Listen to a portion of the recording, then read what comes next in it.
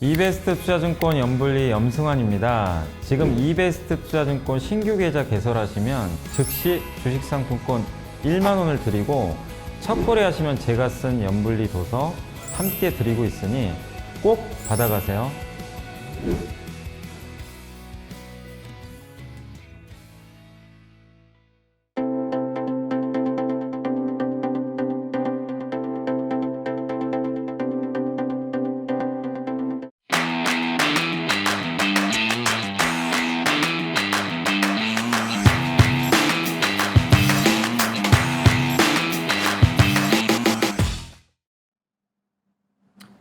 네, 안녕하세요.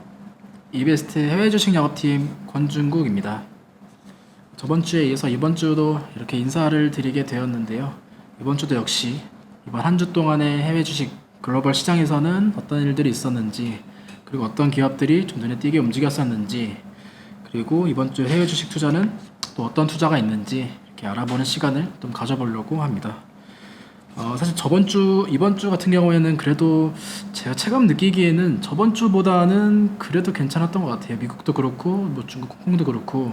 그 전주가 워낙 좀 변동성이 컸다 보니까 이번 주는 상대적으로 뭐 기술적 반등도 있고 관련된 내용들도 있고 하다 보니까 좀 선방하는 모습, 상대적으로 그런 모습들을 보여주었는데, 그러면 일부 글로벌 위클리 시간을 통해서 이번 한 주 동안에 어떤 일들이 있었는지, 또 시장은 어땠는지, 어떤 기업들이 있었는지 살펴보도록 하겠습니다.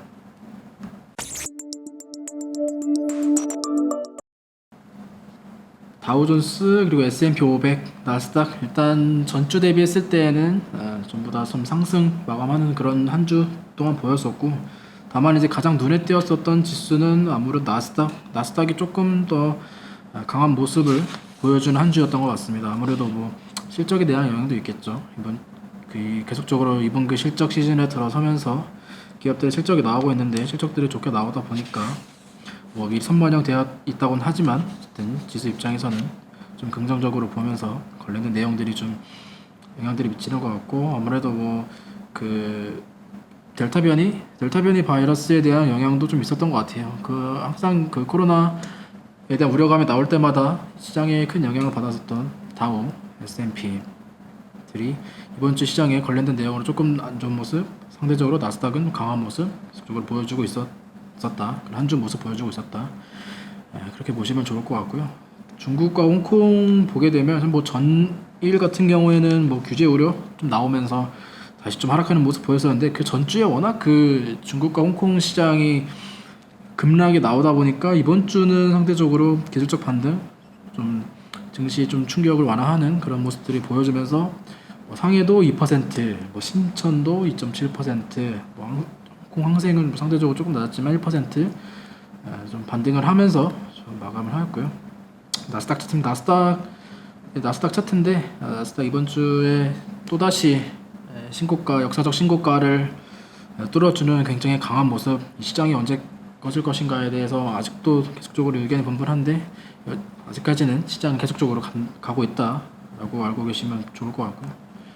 뭐 나스닥뿐만 아니라 S&P도 마찬가지로 신고가를 뚫어주는 모습들, 굉장히 강한 모습 보여주고 있다라고 보시면 좋을 것 같습니다.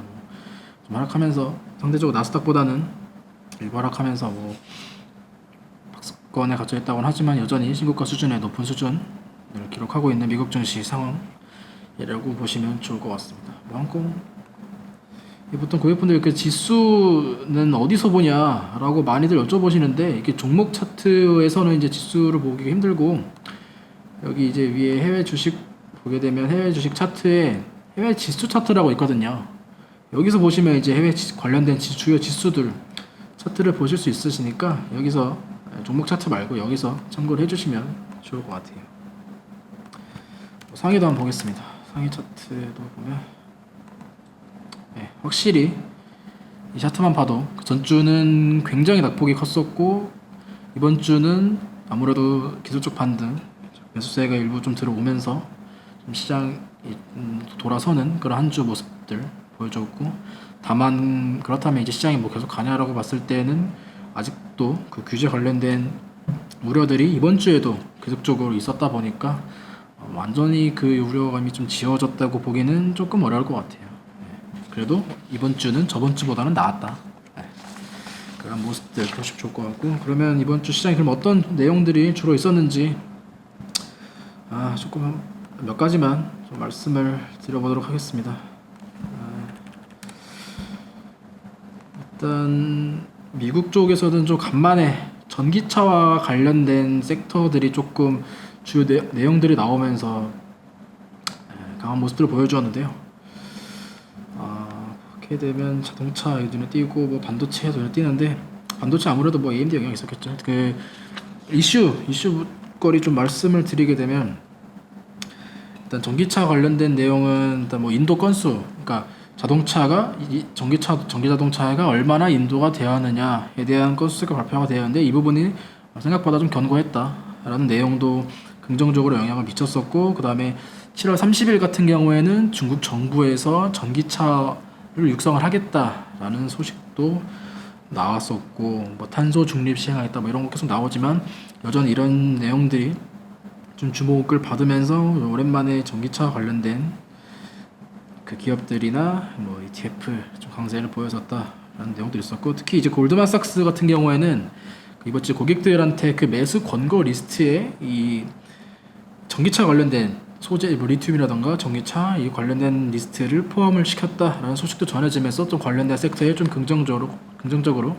좀 영향을 미쳤던 것 같아요. 그 중국 같은 경우에도 이제 그 중국 상무부에서는 이 전기차의 러시아 시장 진출 확대를 위해서 러시아 측과 이 전기차 인프라 설치에 대한 합작 소식을 또 발표를 하면서 관련된 기업들, 뭐 테슬라도 그렇고, 특히 이제 중국의 대표적인 전기차 회사인 니오도 강세를 보였던 그런 모습들을 보여줬고요.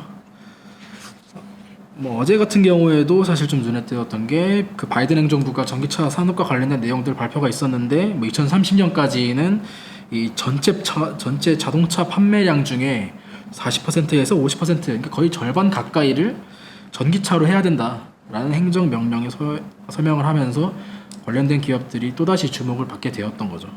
뭐 이 내용들, 뭐 충전소 관련된 내용들도 있었고, 세금 혜택과 관련된 내용들도 있었고요.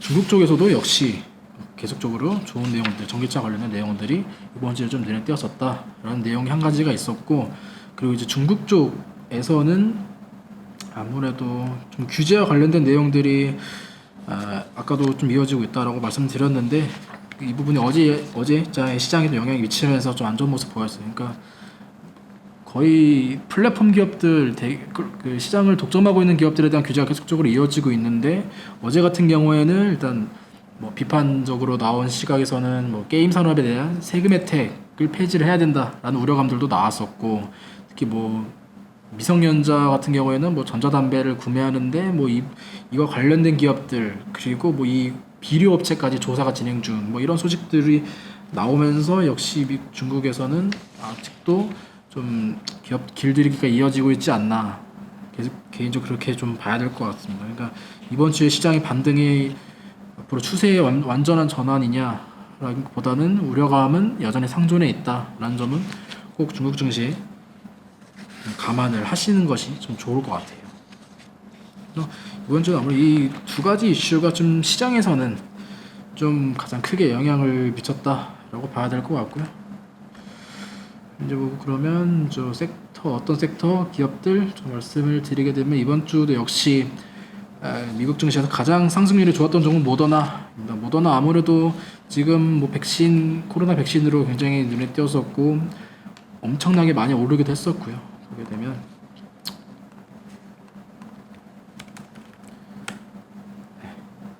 모더나 뭐 차트만 보면 뭐 이게 무슨 작전주냐 뭐 이렇게 볼 수도 있는데, 애초에 그동안 거의 주목을 못 받았었다가 지금 코로나 백신 mRNA라는 이 티커로도, 모더나의 티커도 mRNA인데, 이 mRNA를 활용한 단백질을 활용한 백신, 코로나 백신이 굉장히 주목을 받아서 많이 유통이 되고 있고, 실제로 이게 또 이것뿐만 아니라 또 저번 주 나온 소식이긴 하지만, 모더나 같은 경우에 바로 S&P 1500이나 S&P 1000에 포함되지 않고 이걸 통과하면서 바로 S&P 500 지수에 바로 직접 편입이 되면서 관련된 수급에 대한 기대감도 들어오다 보니까 이 강한 추세가 여전히 좀 이어지고 있다 라고 보시면 좋을 것 같아요. 헬스케어 기업 중에 굉장히 강한 추세를 보이고 있는 기업은 이번 주에는 모더나였다. 근데 그 전주도 사실 뭐 좀 폭스건 이루어지겠지만 그 전주부터 계속적으로 좀 강한 모습이 이어지고 있기 때문에 관련 헬스케어 기업들 중에서는 모더나가 굉장히 강한 모습을 보였었다라고 보시면 좋을 것 같고요. 두 번째 이제 스퀘어도 굉장히 강한 모습을 보였었죠. 지난 한 주 동안 약 14% 상승하는 모습 보여주었는데 스퀘어 같은 경우에는 좀 주요 그 뉴스가 나온 게 그 호주에 핀테크 기업을 인수한다는 발표가 나오면서 그 발표 날에 10% 종가로 10% 마감을 하였고 뭐 장중에는 14%까지 가면서 굉장히 강한 모습들 보여줬었고 아마 이날에 이제 스퀘어 이 발표 나오면서 이 스퀘어는 급등이 나왔었고 또 관련된 경쟁 기업들은 또 하락이 나오는 상대적으로 그런 모습들이 보여주면서 이번 주에는 스퀘어도 역시 굉장히 강한 모습을 보여줬다라고 보시면 좋을 것 같고요. 이번 주에 뭐 주요 종목들 보게 되면 이제 반도체에 관련된 뭐 AMD도 있었고 엔비디아도 있었는데요. 뭐 눈에 띄었었던 건 사실 그 AMD였죠. 근데 AMD 뭐 어제는 아무래도 워낙 최근에 강하게 올라오다 보니까 차익이 나오면서 5% 이상 하락하는 모습 보여주긴 했었는데 실적과 가이던스에서 모두 우호적인 상황이 나오다 보니까 AMD가 강한 모습 보였었고 또 관련된 섹터에까지 이어지면서 엔비디아도 5% 지난 한 주 동안 5.8% 강한 모습이 이어졌다라고 보시면 좋을 것 같습니다. AMD 워낙 핫하다 보니까 관련된 주요 뉴스 같이 좀 소개를 해드리면 뭐 2분기 매출이 전년 동기에 비했을 때 뭐 99%니까 2배죠. 뭐 거의 2배 가까이 올랐고 시장 예상치도 상회하고 EPS도 시장치를 상회하고 주요 관련 그 세부적으로 나눠도 대부분의 부분들이 전부 뭐 컴퓨터 그래픽은 65% 이쪽도 뭐 전년도 뭐 매출에서 차지하는 부분이 뭐 제일 크진 않지만 그래도 뭐 183%니까 굉장히 놀라운 부분. 그 CPU와 GPU 모두 시장에서 굉장히 좋은 실적을 발표를 했고 3분기 가이던스도 보면 전년 동기 대비했을 때 46% 그러니까 시장 예상치보다 한 2억 달러니까 뭐 2천억 넘게 가이던스를 상향을 조정을 하면서 매출의 성장을 조정하고 하다 보니까 굉장히 강한 추세를 보이면서 눈에 띄었었던 반도체 기업이 AMD였다라고 보시면 좋을 것 같습니다. 반대로 안 좋았던 종목들은 아무래도 뭐 실적과 관련된 이슈들 그리고 주로 보게 되면 이제 그 코로나 확산의 우려감으로 영향을 미치는 기업들 이 좀 주로 있었던 것 같고 몇몇 이제 그 헬스케어 관련된 기업들도 역시 좀 눈에 띄게 보였던 것 같습니다. 아무래도 그 코로나 델타 확산의 우려감들과 관련된 기업들 뭐 결제 관련된 비자 마스터카드나 아니면 뭐 스타벅스 관련된 부분들도 있었고 헬스케어 관련된 기업들 하락도 뭐 머크나 CVS나 암젠 관련된 기업들 확실히 이번 주에 다른 헬스케어 기업들보다 모더나가 워낙 강하다 보니까 조금 더 대비되는 그런 한 주를 보였다라고 보시면 좋을 것 같습니다. 섹터로 보게 되면 이번 주에 가장 좋은 섹터 ETF를 통해 섹터를 보게 되면 가장 좋은 섹터는 헬스케어라고 나옵니다. 이번 주 한 주 동안 5.4% 정도 상승하는 모습 보였었고요. 두 번째로 테크 기업들 아무래도 나스닥이 강하다 보니까 ARK 이노베이션 ETF ARKK가 또 역시 굉장히 강한 모습 보였었고 밑에 이제 TQQQ 나스닥의 레버리지 ETF도 여전히 이번 주도 4% 강한 모습을 보였었다 보시면 좋을 것 같고 반대로 그 안 좋았던 부분을 보게 되면 인플레이션과 관련돼서 많이 올라왔었던 뭐 상품과 관련된 은이라던가 뭐 물가 연동체 뭐 금 이런 ETF들의 좀 하락률이 조금 눈에 띄었었다. 아무래도 이게 지금 그 모든 ETF가 아니라 시가총액 100억 달러 이상 그러니까 이제 큰 사이즈의 ETF만 추려서 이제 소개를 해드리다 보니까 주가 하락률이 뭐 마이너스 1.8%, 마이너스 0.몇% 이 정도 나오는데 원래 ETF가 또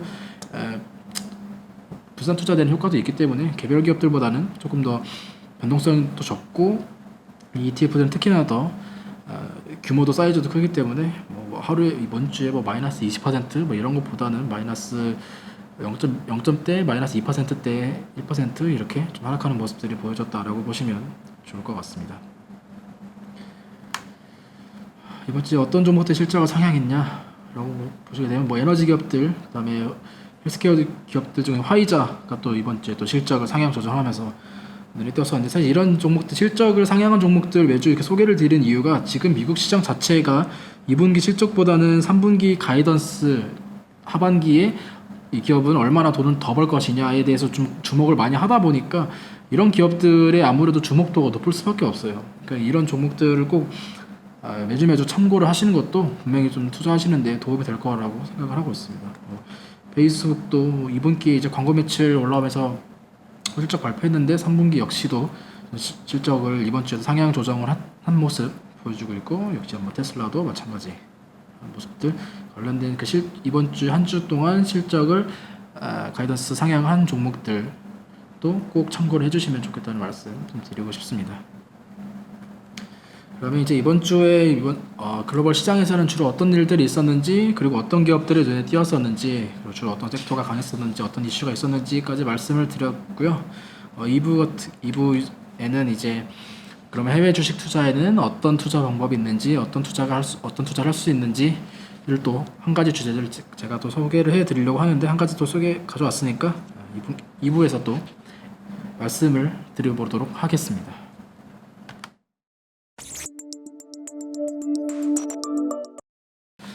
네, 저번 주에 이제 그 메타버스와 관련된 이야기들을 조금 드렸었는데, 이번 주에 준비한 이슈는 이 지수와 관련된 내용들을 좀 해보려고 합니다. 어떤 섹터에 투자할 수도 있고 어떤 기업에 투자할 수도 있는데, 나는 국가로 봤을 때 한국이 아니라 아예 그냥 글로벌 시장, 글로벌 국가에 투자를 하고 싶다라는 분들이 분명히 계실 거라고 생각해요. 우리나라에서도 보면 ETF 이제 항상 상위에 보면 그 지수와 관련된 ETF의 거래량이 항상 많잖아요. 뭐 대표적으로 코덱스 200이나 뭐 타이거 200, 그리고 특히 뭐 많이들 작년에 특히나 또 많이 그 이름이 날렸었던 곱버스라고 해가지고 뭐 반대 인버스인데 2배로 가는 뭐 이런 지수와 관련된 그 상품에 투자를 하시는 분들이 굉장히 많은데, 그러면 미국의 지수에 투자할 수 있는, 미국의 국가에 투자할 수 있는 ETF는 어떤 것들이 있는지, 그리고 그 ETF에 투자를 하면 그 ETF들은 또 어떤 기업들을 담고 있는지 이번 주에 한번 또 소개를 해드리려고 합니다. 보게 되면 그러면 일단은 왜 그러면 국내와 미국과 어떤 차이가 있길래 한국과 달리 미국 글로벌 시장에는 미국에 투자를 하는 것이 좋을 것인지, 어떤 메리트가 있냐라고 봤을 때 대부분 많이 이제 알고 계시겠지만 지수의 우상향하는 차트를 가장 많이들 꼽으시죠. 보게 되면 여기 나스닥 차트거든요. 나스닥 일봉이고, 이거 주봉으로 보게 돼도 거의 일봉이랑 차이가 없죠. 기울기가 굉장히 안정적하고 있고, 월봉으로 가게 돼도 거의 마찬가지로 이거를 조금 늘려가지고 2017년부터 이렇게 보게 되면 지수가 이때가 나스닥 6,000이었는데 지금 4년 됐나요? 4년 지났는데 6,000이 14,000. 이거 지수가 2배가 이상이 가는 모습들을 보여줬고, 나스닥이 강한 거 아니냐 라고 봤을 때 미국의 다양한 섹터에 골고루 투자하는 이 지수인 S&P 500도 역시나 마찬가지로 보게 되면 이때가 2,400 정도였는데 4,400이니까 뭐 거의 2배 조금 안 되는 굉장히 높은 기울기 보여서, 이거 좀 더 늘려서 보면 이래요. 지금 2009년보다 급락이 나오긴 했었지만 이때가 뭐 600, 700 이랬는데 지금 10년 동안 지수가 거의 5배를 넘어서네. 6배 정도가 올라왔는데, 국내 같은 경우에는 다시피 지수의 일단 기울기, 그러니까 우리나라 시장에서 코스피 코스닥이 얼마나 갔는지와 미국의 S&P 다우 그다음에 나스닥의 주요 세 지수의 차트가 지난 10년 동안 어떻게 갔는지를 봤을 때 그 수익률이 국내 대비했을 때 굉장히 좋았다. 훨씬 더 높은 수익률을 훨씬 더까지라고 표현하기는 어렵지만 상대적으로 더 높은 수익률을 기록했다. 라는 점들이 미국 지수에 미국 주식에 혹은 미국 국가에 투자를 했을 때 가질 수 있는 메리트 한 가지라고 보시면 좋을 것 같고요. 그러면 이 지수들이 미국 지수들이 왜 이렇게 갔냐라고 봤을 때 우리나라와 비교해 보면 조금 더 미국의 투자 환경 자체가 주주 환경 자체가 조금 주주 친화적인 부분들이 있어요. 대표적으로는 자사주 매입이 한 가지가 있고 그다음 두 번째는 뭐 배당과 관련된 내용들이 있어요. 뭐 배당 관련된 내용 하나 소개드리면 지금 이거 2020년 12월 30일이니까 작년 말 나온 뉴스인데 S&P 500 종목들의 올해 배당금이 사상 최고치였다. 근데 조금 저는 이 뉴스를 보고 의아했던 게 작년에 뭐 시장에 돈이 많이 풀렸지만 그렇게 급락이 나오고 코로나로 그렇게 힘든 한 해를 보냈는데 오히려 기업들이 주주들에게 주는 배당금은 사상 최고치를 기록했다라는 점들이 저는 좀 눈에 띄더라고요. 보게 되면 뭐 2019년에도 8% 배당금 증가했고 2018년에도 거의 10%, 올해는 뭐 2020년 이 올해인데 2020년에는 당연히 뭐 영향이 있었지만 그럼에도 불구하고 배당 금액이 늘었다라는 내용이고 기업 배당을 제공한 기업들의 숫자는 줄었지만 오히려 배당 금액은 증가했다라는 내용들이 있었습니다. 뭐 작년에 이제 그 배당 지급 오랫동안 해왔는데 중단한 기업들의 숫자도 역시 2017 굉장히 많았었는데 그럼에도 불구하고 전체적으로 이 S&P 기업들의 배당을 다 합쳐서 봤을 때 종합적으로 봤을 때는 이 배당을 주는 금액이 더 높았다, 가장 최고치다라는 점이 조금 더 미국 같은 경우에는 국내보다는 주주들에게 좀 더 많은 것을 배분하고 있다. 이런 점들은 당연히 주가에는 긍정적으로 영향을 미칠 수밖에 없기 때문에 이런 점들이 미국 지수에 투자했을 때에는 메리트가 될 수가 있다. 이런 점들이 한 가지가 있고요.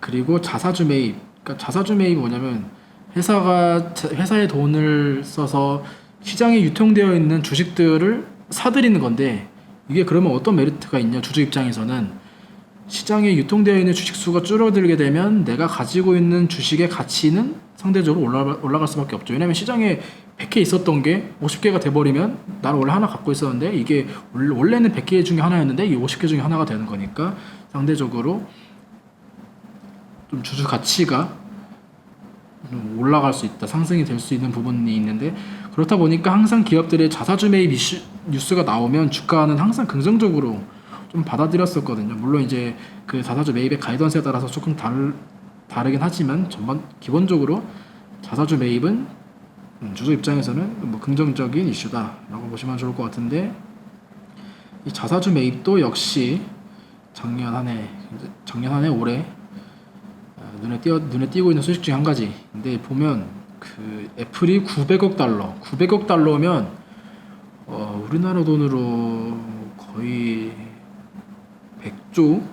100조 가까이 되는 돈인데 이 돈을 가지고 투자나 뭐 이런 투자라는 게 아니라 이 돈이 뭐 2분기 실적이 나온 게 아니라 이 돈을 가지고 우리 애플 주식을 사들이겠다라는 내용이 발표가 될 정도로 굉장히 눈에 띄었었는데 그러니까 굉장히 돈을 많이 풀어가지고 자사주를 매입을 하고 이 부분이 주가에 긍정적으로 또 영향이 미치고 이런 과정들을 지금 제가 보여드리고 있는데 그렇다 보니까 이 부분이 사실 우리나라보다는 상대적으로 미국이 조금 더 적극적으로 나서고 있는 모습들이라고 보시면 좋을 것 같은 게 국내와 조금 비교해봤을 때 보게 되면 여기 지금 이 기사도 이제 보게 되면 코로나 장기화에도 기업들이 현금을 쌓아놓고 있다. 그러니까 주주 환원에 대한 기대감들이 올라가고 있다. 이런 데 내용들 주주 환원이라는 것은 결국에는 자사주 매입, 뭐 배당 이런 건데 지금 보게 되면 국내랑 비교해봤을 때 국내 주주 환원율이 약 25% 안팎인데 미국 S&P의 주주 환원율은 98%라고 하니까 굉장히 큰 차이를 보여주고 있죠.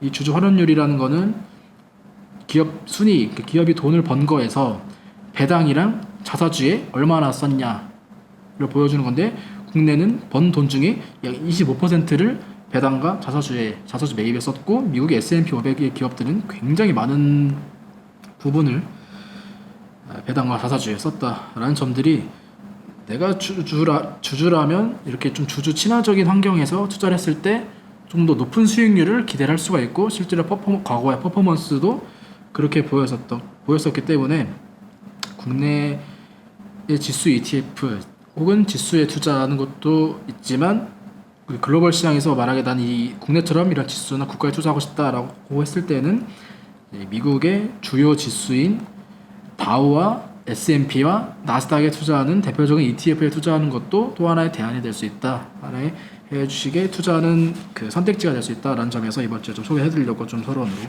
이렇게 좀 말씀을 드렸고요. 지금 세 지수 아마 대부분 아마 미국 주식 투자하시는 분들은 많이 알고 계시겠지만 그 관련된 지수에 투자하는 대표적인 ETF 세 가지를 제가 좀 소개를 해드리려고 하면 좀 비교도 해보고요. 다우에 투자하는 ETF 대표적인 ETF는 DIA라는 ETF고 그 다음에 미국은 SPY, S&P는 SPY가 있고 나스닥에는 QQQ라고 대표적인 ETF가 있죠. 각각 추정한 지수 역시 다우 S&P 500이고 상장 이 ETF의 역사와 거의 함께한 것 같은데 이 지수 ETF들이 제일 긴 거는 이제 SPY라고 해가지고 SPY, S&P ETF가 가장 오랜 역사를 자랑하고 규모 역시도 굉장히 큰 규모를 자랑을 하고 있습니다. 이 규모 3,800억 달러면 거의 몇백조 단위니까 굉장히 큰 규모의 ETF. 우리나라 ETF 규모보다는 거의 비교하기 어려울 정도로 굉장히 큰 규모에 투자를 하고 있고 아무래도 지수 ETF다 보니까 이제 운영 보수 같은 경우에는 그렇게 높지는 않은 것 같아요. 상대적으로 ETF 중에 비교해봤을 때는 물론 이제 이 ETF의 종류가 워낙 다양하다 보니까 이 지수의 S&P 500에 투자하는 ETF의 종류도 굉장히 여러 가지가 있고요. 그러다 그마다 이제 운영 보수도 조금씩 달라요. 근데 제가 이걸 소개해드린 이유는 가장 대표적인 ETF이기 때문에 소개를 해드린다는 점 참고해 주시면 좋을 것 같고요. ETF들 이제 아까 미국 같은 경우에는 배당이 굉장히 친화적이다라는 점들이 있었는데 이 S&P 500 기업 같은 경우에는 사실 S&P 500의 기업들 중에 거의 80% 수준이 분기 배당을 또 실시할 정도로 이 배당도 굉장히 우리나라와 다르게 친화적인 환경에서 이루어지고 있는데 그러다 보니까 이 배당 수익률이 낮긴 하지만 지수 ETF임에도 불구하고 굉장히 꾸준히 배당을 지급을 하고 있고 사실 ETF의 정확한 표현은 분배이긴 하지만 조금 더 원활한 이해를 위해서 배당 수익률이라고 표현한 점 참고해 주시면 좋을 것 같고요. 각각 기업들 숫자 다우 같은 경우에는 30개 정도 담고 있고 S&P 500은 말 그대로 500개 기업 담고 있고 나스닥은 거의 약 100개 정도, 99개 정도 기업들 담고 있고요. 섹터로 비교해봤을 때는 다우 같은 경우에는 미국의 이제 우량 기업에 30개 투자를 하다 보니까 좀 상대적으로 고른 섹터를 보여주고 있는데 기술 섹터의 21%, 헬스케어 17%, 그다음 소비재의 17% 정도. 비중을 섹터별로 담고 있고 섹터별 비중 보면 아마 조금씩 다르다는 거로 느끼실 거예요. 상대적으로 S&P 500 같은 경우에는 기술주의 34% 정도, 소비재의 또 15% 정도, 금융 섹터의 또 13% 정도 좀 투자를 하고 있고 나스닥 같은 경우에는 아무래도 시장 자체가 기술주 벤처 기업들 위주의 시장이다 보니까 기술 섹터의 거의 64%, 그다음에 소비재 21% 쪽에 투자를 하고 있는 상황이라고 보시면 좋을 것 같고, 그러면 이제 그 ETF는 어떤 기업들이 높은 비중을 차지하고 있냐라고 봤을 때는 다우는 유나이티드 헬스케어 기업이 제일 높게 포진이 되어 있고, 그 다음에 금융 쪽에 골드만삭스, 그 다음에 주택 계량 쪽으로 가장 유명한 기업이 홈디포가 또 6%의 높은 비중으로 차지하고 있고, S&P 500 같은 경우에는 애플, 마이크로소프트, 아마존이 높은 비중으로 차지하고 있고요. 다만 이제 나스닥과 비교해봤을 때 이 비중 차이가 애플 마찬가지로 높은 비중 차지하고 있지만 나스닥에서는 애플의 비중이 거의 11%, 아무래도 전 세계 시가총액 가장 높은 기업이다, 가장 큰 기업이다 보니까 비중도 역시 굉장히 큰 모습 보여주고 있고, 그 마찬가지로 마이크로소프트 역시 높은 비중, 아마존도 높은 비중. 그러니까 상대적으로 S&P 500 S5보다는 QQQ에 담고 있는 기업들이 상위 기업들의 좀 비중이 조금 더 높다라고 보시면 좋을 것 같습니다. 먼저 S&P 500 주요 기업들 어떤 기업들 담고 있냐라고 보게 되면 뭐 나스닥과 동일한 부분들 기업들도 있고 다른 부분들도 있는데 상위 기업들의 이제 팡주라고 해가지고 뭐 애플, 마이크로소프트, 아마존, 페이스북, 구글이 상대적으로 높은 비중을 차지하고 있고 이 기업들이 어떤 매출을 통해서 어떤 상품을 통해서 혹은 어떤 식으로 돈을 벌고 있냐 좀 기준 나눠보려고 이 기업들의 주요 매출은 어디서 나오냐를 제가 좀 정리를 해봤는데 하나씩 조금 더 참고해 주시면 좋을 것 같아요. 물론 아시는 내용들도 있고 처음 보시는 내용들도 있겠지만 뭐 애플 같은 경우는 뭐 당연히 아이폰에 관련된 비중이 높고 그다음에 맥, 그다음에 패드, 그다음에 관련된 액세서리 그리고 관련된 서비스까지 주요 매출로 나오고 있고 마이크로소프트는 이 주요 매출이라고 할 수 있는 부분들의 비중이 굉장히 좀 고르게 되어 있어요. 뭐 어느 한 비중이 뭐 50%, 뭐 60% 이렇게 차지하고 있지 않고 대부분 뭐 20% 수준에서 고르게 매출이 주로 나오고 있는 기업이 또 마이크로소프트다.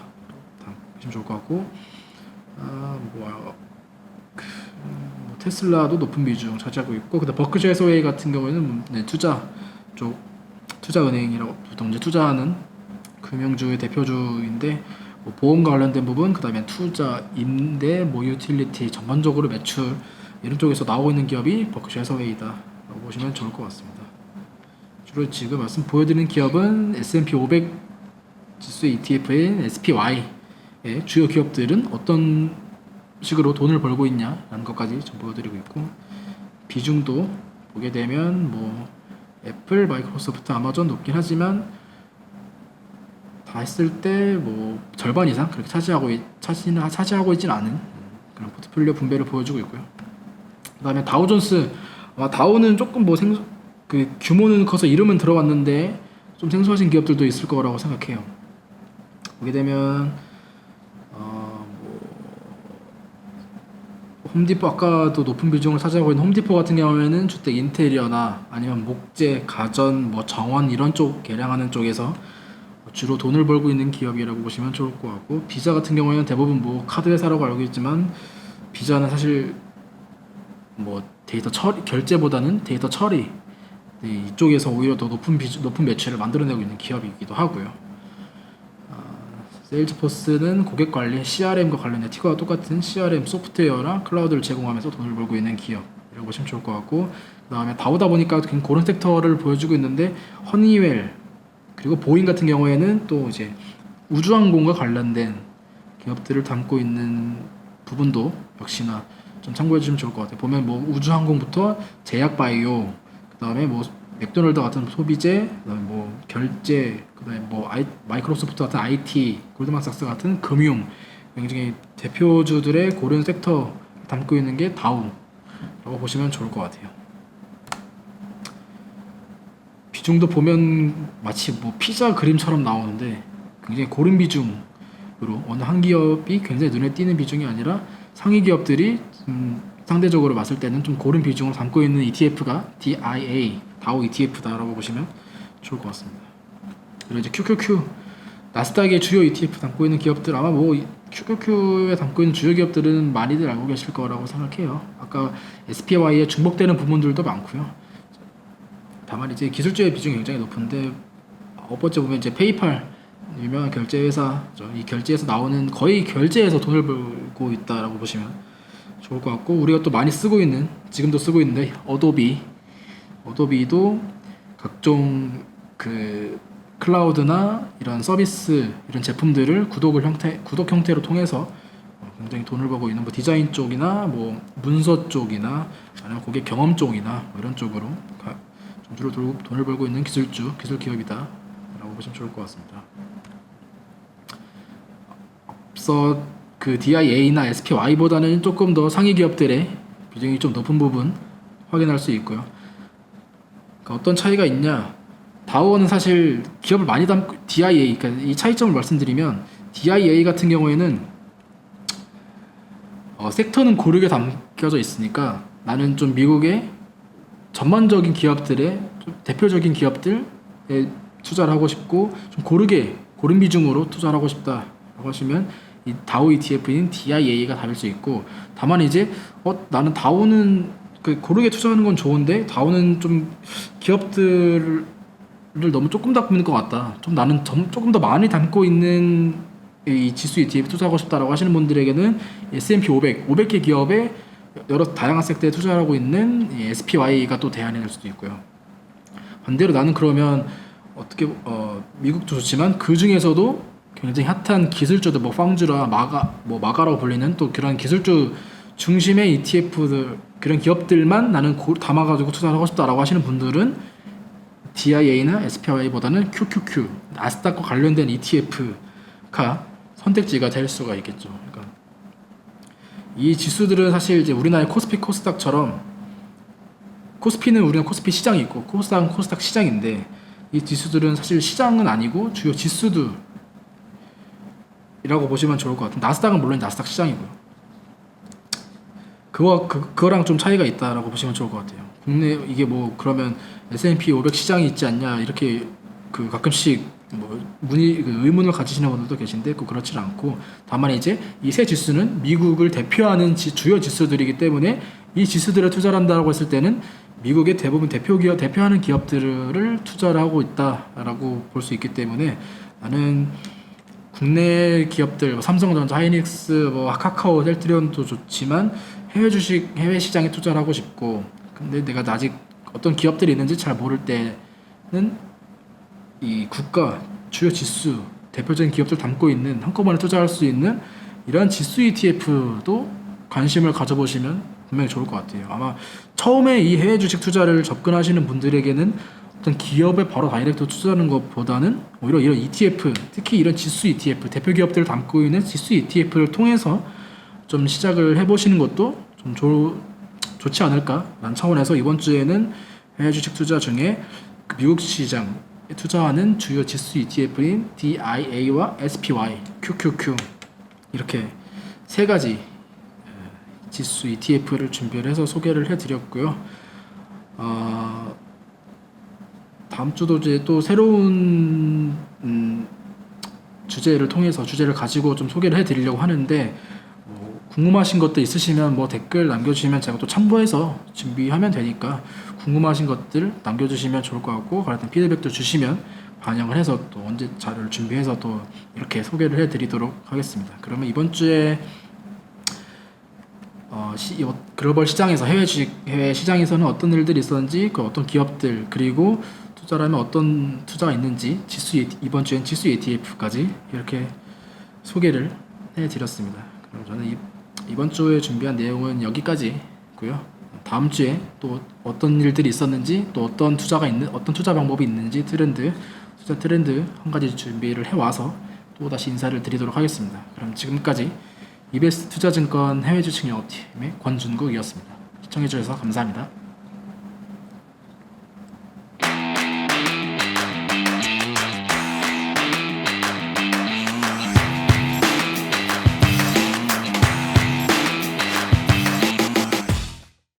이베스트 투자증권 연불리 염승환입니다. 지금 이베스트 투자증권 신규 계좌 개설하시면 현금처럼 쓸 수 있는 주식상품권 1만 원을 드립니다. 또한 첫 거래하시면 제가 쓴 주린이가 가장 알고 싶은 최다 질문 탑 77을 추가로 드립니다. 자세한 사항은 아래 내용을 참고해 주세요.